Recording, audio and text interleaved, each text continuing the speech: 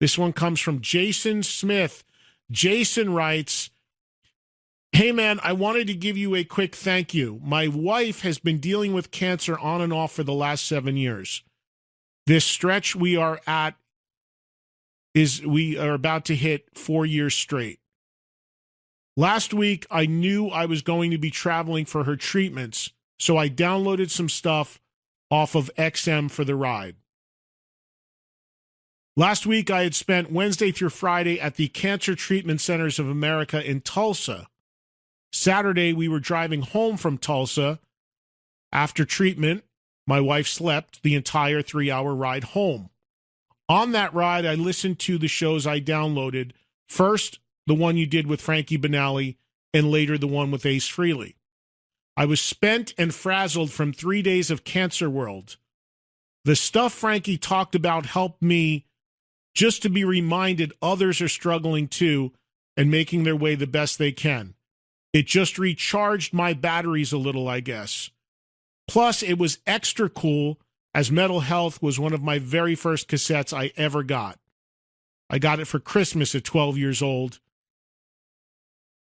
March of 2017, I got to meet him and have a few minutes with him here in Wichita after a show. So anyway, just cool on a few levels. And like I said, it helped me gear up and get me ready for the rest of our cancer ride. My wife has been given 6 months to live. So from my perspective, it was just nice for the rest of the world to be more educated about everything directly from a patient. Thanks a million for this and for the Ace interview. Huge Kiss fan since grade school. As many say to you, thanks for keeping metal alive and flying our flag high. It really does mean a lot to your fellow metalheads. Happy Thanksgiving to you and yours." Wow, Jason, thank you, man. I do not know what to say, Jason. That was heavy, man. And I am so sorry to hear about your wife and what she's going through and her prognosis. And I am rarely at a loss for words, but you got me there, Jason. I am, again, so sorry, man. And I appreciate that you like and enjoy what I do. It means the world to me to hear stuff like that. If you can provide some escape or some platform or some entertainment for somebody doing what I do and have done my whole life, you just do it. You send it out there. You don't know who it connects with and in what situation they're in or point they're in or what they're dealing with or what's going on in their life at any point. You don't know the people, for the most part, that listen to you or watch you or connect with you. But Jason, really, really appreciate that email, and my best to your wife. And I hope if there's some way that she can turn it around. So you always have hope, I hope. And sending nothing but my best to your wife, Jason. And thank you so much. Thank you so much for your kind words and for listening. This comes from Rafa. Rafa is in San Antonio. Eddie, what do you think of John Sykes leaving Golden Robot Records? Do you think his new album will ever be released? Well, this is certainly, coming off of Jason's email, anything seems trivial, right? But Rafa, I don't know what to tell you, man. I have tried with John for years, and many others have as well.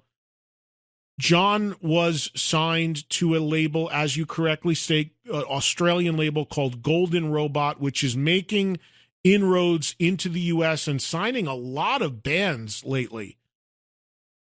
And signed John over a year ago. And, I never talked about this, but when Golden Robot, this label, signed Sykes, everybody knows how much I love Sykes and what a fan I am. They reached out to me and asked me what we could do for them to announce the signing and to get the word out that John's record is finally coming out. This was over a year ago. And it was at the time we were just about to launch the LA Invasions. So I said to the label guys, I said, hey, perfect timing. I'm going to start doing this broadcast series from the Rainbow. John lives in L.A. Have him come do the Rainbow with me. And he can announce to the world that he's coming back and the record's coming out and he got this record deal. So we were going to do that. The very, very first LA Invasion show that I did from the Rainbow was with Slash. But we were originally going to have Sykes in that show for a segment to announce what he was doing. And the label pulled it and said, John thinks it's too soon. And I countered with, that to me was the first red flag, because John's record's been done for years.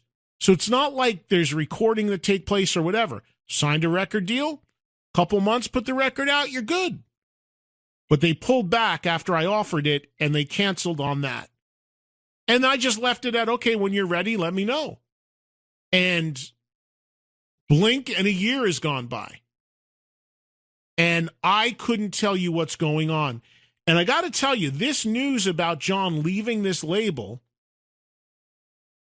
is something that I first broke because one of you guys, meaning a listener, sent me the statement on John Sykes' official website saying that he was leaving the label and would not put the record out through that label.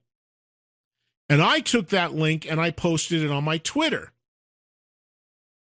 because I don't think a lot of media outlets in rock are monitoring John Sykes' personal website until somebody takes it and gets it into a wider area. And that's what I did by putting it on social media.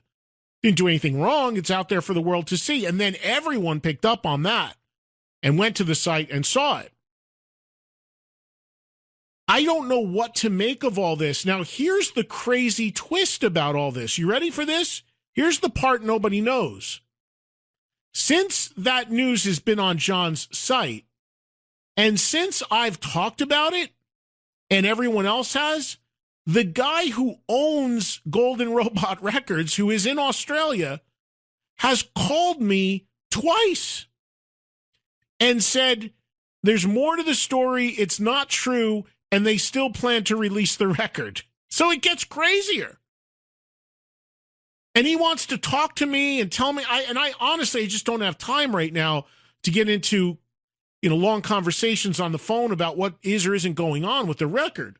But what I replied to him and told him is,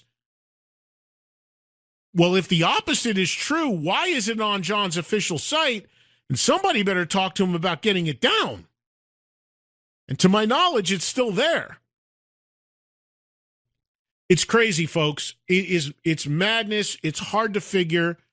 And we all would love to see the guy do something. I just, until it actually exists and we have it in our hands, I just don't know what to tell anybody anymore. It's really, really, really getting to be like strange. This comes from Dustin. He doesn't write where he's listening. Eddie, with the recent WASP tour announcement, any chance of you wrangling Blackie for an interview? Sure, I can talk to him about coming on for an interview. However, the WASP tour dates, to my knowledge, at this point are not in America. I get a lot of questions about WASP, and all the touring for WASP has consistently been outside of the U.S., in Europe, where he does much better. Blackie has, certain demands for him to play. The stage has to be a certain size. He brings a very, very large mic stand with him that's almost like he rides it on a spring. At least he was doing that. And he just, at this point in his life, is not going to play small clubs or for small guarantees. So if you see Blackie Lawless play, it's got to be a proper offer and a proper venue, or he doesn't do it. And that's why he hasn't done hardly anything in America. So could I get him for an interview? I know him. I can certainly email him. We could try to make that happen. But to my knowledge, at this still as of this time, there are no WASP dates at all in America. Everything is in Europe. So doing a radio show that is more American-based doesn't necessarily sell the tour being in Europe. Although when stuff gets online and podcasts or whatever, who knows, maybe it would help over there. All right. Thank you for that email. I get a lot of questions about Blackie. And also, real quick, the other guy I get a ton of questions about is Vito Bratta from White Lion. And this is a little interesting thing. So a writer from Guitar World reached out to me to get him in touch with Vito to see if Vito would do an interview with him. Vito agreed to do the interview, and the interview happened. And the Guitar World writer thanked me for making the connection and asked me if I would be open to doing contributing to the article as well, which I said, of course. So no major news to report beyond the fact that Vito has agreed to an interview for Guitar World, and look forward to that coming in the coming months. Now, first thing I thought of was, wait a minute. And I emailed Vito. I said, wait a minute, you're doing interviews for Guitar World. Been telling you forever, my audience wants you to come back on with me. Let's go. And Vito told me he would do it. It's just at the moment he's tethered to being home and can't leave. I want to get him to come in the studio. So maybe we'll do that at some point. But there is an interview coming with Vito in Guitar World magazine that the writer Matt Wake asked me to make the contact for him. I did, and Vito agreed to do it. So look forward to reading that. I don't think there's music or playing or any plans whatsoever to play, but it's still good to see that we'll get a new interview from him, at least in print. All right, unfortunately, I don't have any more time to take emails here because hour number 2 of this edition of Trunk Nation is going to be a rebroadcast of that Frankie Benali interview that I really hope you guys stick around and listen to and enjoy, especially if you missed it when it aired originally about a week and a half ago, or you didn't get a chance to listen or watch it on demand on the SiriusXM app. But I sincerely thank you for taking the time to email me.